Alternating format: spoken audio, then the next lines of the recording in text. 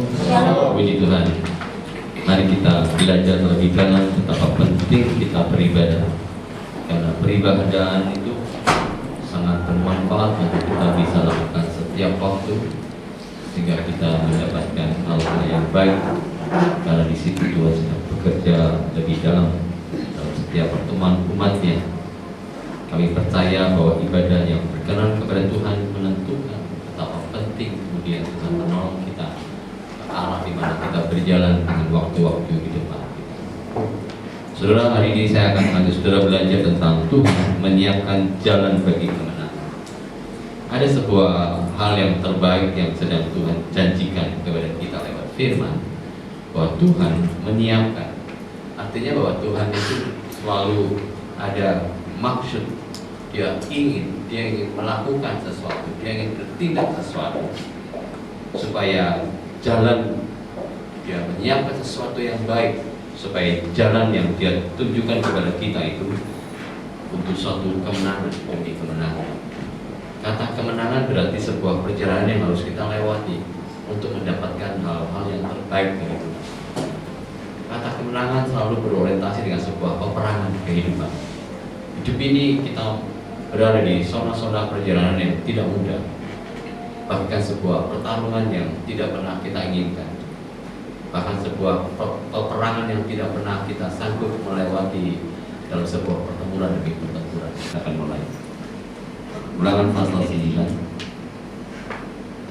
ayat 1. Dengarkanlah hai orang Israel, engkau akan menyeberangi sungai Yordan pada hari ini untuk memasuki serta menduduki daerah bangsa-bangsa yang lebih besar dan lebih kuat daripadamu, yakni kota-kota besar yang kubu-kubunya sampai ke langit. Ayat kedua. Suatu bangsa besar dan tinggi, orang enak namanya di situ, yang kau kenal dan yang tentangnya kau dengar orang berkata, siapakah yang dapat bertahan menghadapi orang enak? Ayat berikutnya. Maka ketahuilah pada hari ini bahwa Tuhan Allahmu, dialah yang berjalan di depanmu.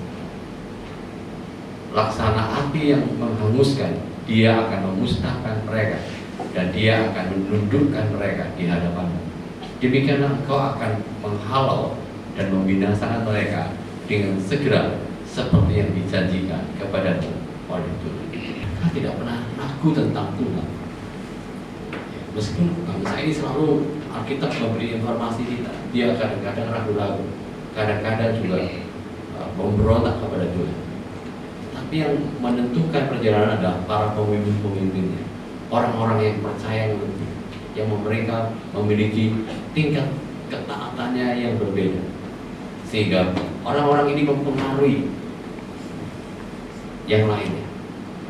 Kalau semua orang ini sama dengan orang-orang yang tegar, tengkuk, keras kepala, tidak mau percaya dan selalu ragu-ragu tentang perbuatan Tuhan, dia tidak akan berhenti dan tidak berhasil untuk melewati sungai Yordan saja.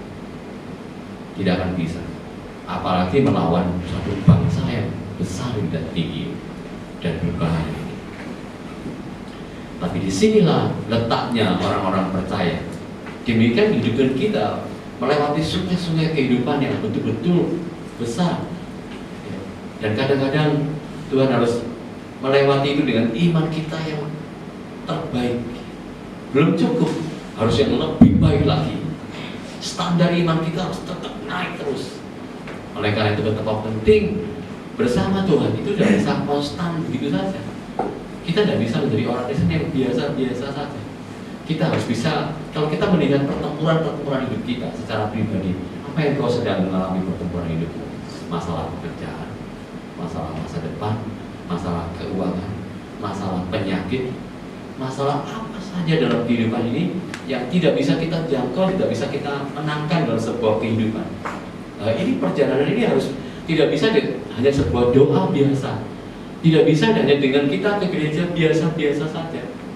Tidak bisa kita menjadi orang Kristen yang punya iman hanya berkata saya percaya, tapi butuh sebuah kreatif, butuh satu nilai-nilai yang lebih lagi. Bagaimana kita mendapati hidup itu jauh lebih baik lagi. Bahwa manusia tidak berkuasa untuk menentukan jalannya, orang yang berjalan tidak berkuasa untuk menetapkan langkah.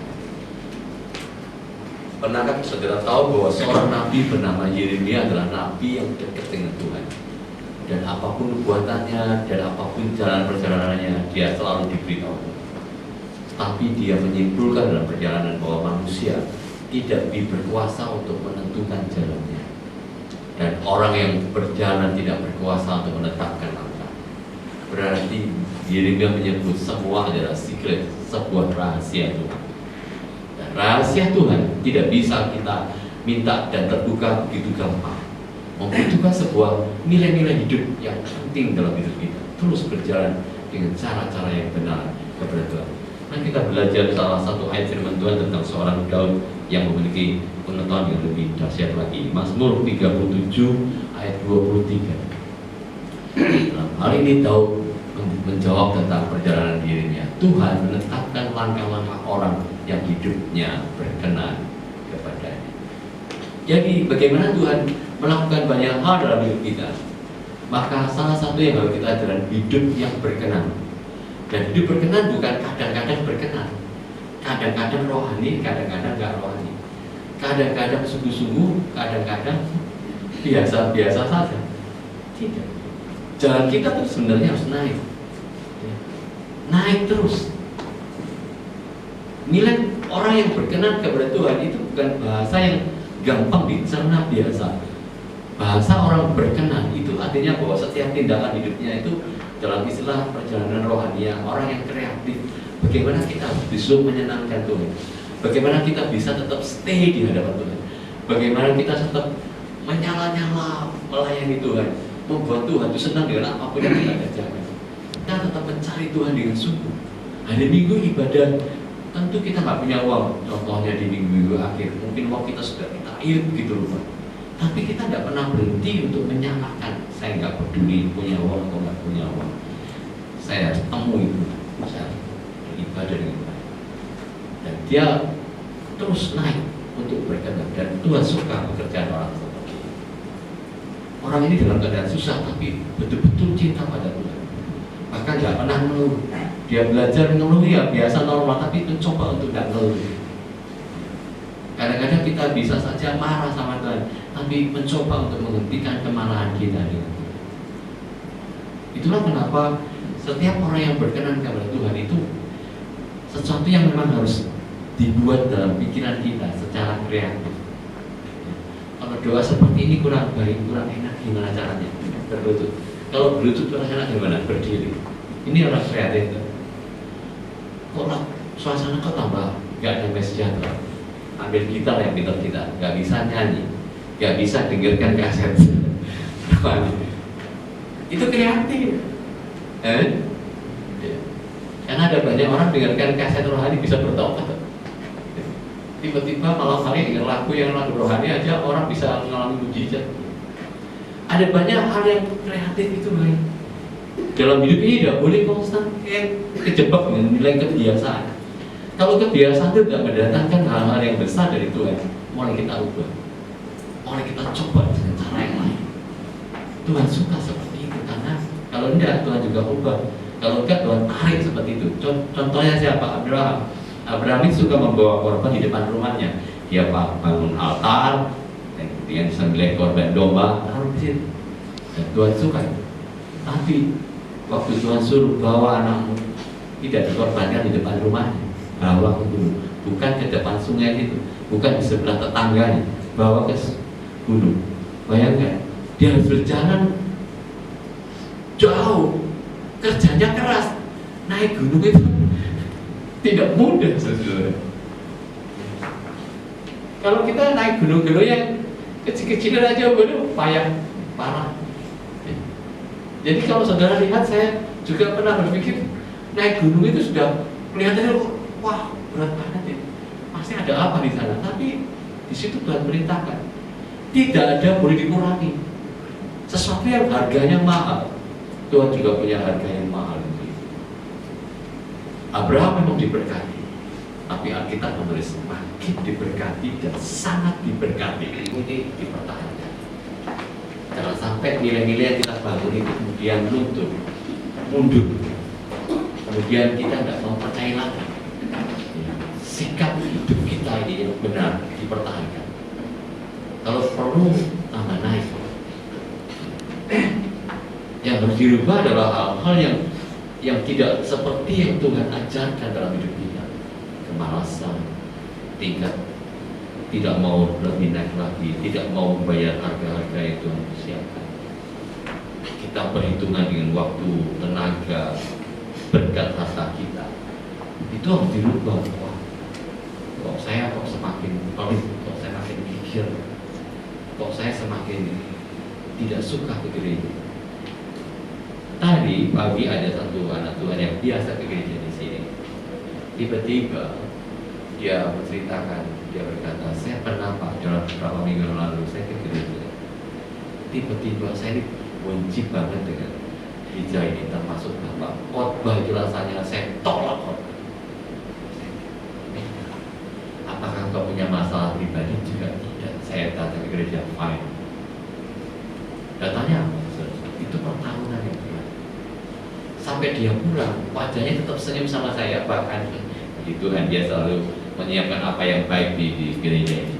Tapi dia ngomong, saya ini sudah nggak mau lagi, saya nggak mau lagi, saya benci banget dengan ibadah dan saya mau mencoba dia keluar dari nilai-nilai yang biasa baik. Dia setiap kali dapat firman dia bangga, tapi kali itu satu hari itu ibadah tidak dapat firman yang baik dan semua firman ditolak, dilawan, dan saya harus kaget. Kalau orang yang sudah gede seperti ini bahaya sekali, apalagi orang-orang yang nilai imannya nggak dapat. Wah, saya berpikir, wah ini pertarungan yang berbeda. Setiap informasi ini membuat saya mulai berkata bahwa harus ada backup yang ini. Tuhan berjanji akan berperang bagi kita. Tuhan berjanji akan berperang bagi kita. Ingatlah bahwa janji-janji Tuhan itu penting. Orang harus tahu bahwa Tuhan akan berperang bagi kita. Saat kita berhadapan dengan sebuah lingkup kehidupan yang kita sedang lalui, pastilah saudara akan menghadapi setiap orang seperti ini. Mau jadi pendeta, mau gak jadi pendeta, mau kerja yang baik, punya uang yang banyak, sama saja. Dari uang jutaan rupiah bisa nol, bisa. Dari miliaran rupiah bisa jadi nol, bisa. Dari punya banyak hal tiba-tiba tidak ada sama sekali juga. Tapi di sana saat tidak ada apa-apa dalam perjalanan kehidupan, saudara tetap sebagai orang percaya ingatlah janji-janji Tuhan. Selalu ingat janji-janji Tuhan. Dan jangan lupa janji Tuhan bahwa Dia akan berperang bagi kita. Tetaplah kita menuju orang-orang berkenan dan dijaga yang baik. Yang ketiga, kunci ketiga bagaimana Tuhan menyiapkan jalan-jalan kita setiap hari dalam kehidupan kita. Kepatuhan atau ketaatan itu kuncinya. Kepatuhan dan ketaatan itu kunci. Setiap kali hidup kita ini dididik untuk bisa taat sama Tuhan. Kadang-kadang Tuhan sudah memberi kita firman-Nya yang harus kita jalankan. Itu mengandung kepatuhan dan ketaatan. Apapun yang kita kerjakan, kalau itu berunsur kepatuhan dan ketaatan, itu hasilnya pasti besar. Apapun yang diberitakan lewat hamba-hamba Tuhan, lewat pekerjaan Tuhan, lewat jadwal-jadwal atau apapun dalam kehidupan kita, dan itu mengandung tentang kepatuhan, tentang ketaatan, jangan pernah kita kurangi. Karena dengan demikian maka ada satu hal yang terbaik di belakangnya. Dan saya percaya bahwa setiap orang yang membuat hidupnya dengan patuh, setiap apa yang Tuhan ajarkan kepada kita dan kita melakukannya dengan benar, maka nilainya akan Tuhan tahu. Karena kepatuhan itu tidak ada nilainya, yang tahu Tuhan. 10%, 5%, 1% atau 100% itu hanya Tuhan yang tahu. Tapi kalau tidak, kita sudah membuatnya. Amin. Karena kita percaya diri yang baru. Saudara, dalam kekristenan memang mengajarkan tentang percaya diri yang baru. Dalam istilah yang lain, buku-buku yang terkenal disebut gambar diri. Gambar diri itu bicara tentang nilai diri. Kalau gambar dirinya jelek, maka setiap perjalanannya akan jadi jelek. Gambar diri negatif, maka setiap langkah hidupnya negatif. setiap pikiran-pikiran berisi hal-hal yang buruk dan gambar diri dan percaya diri yang tidak berani, maka hidupnya juga nggak berani. Perjalanan itu seperti itu. Maka kita memerlukan percaya diri yang baru. Mungkin kita belajar hal yang kita hadapi itu kita bisa, saya percaya. Tapi tiba-tiba kita berpikir mustahil, itu nggak mungkin bisa. Sudah, itu nggak mungkin saya bisa melewati masa-masa saya. Pasti tidak ada jalan yang terbaik. Pasti gagal, pasti menderita, pasti A, B, C, D, Z. Dengan perhitungan yang lebih kita berpikir, maka perhatikan di sana saudara perlu gambar diri, saudara perlu harga diri yang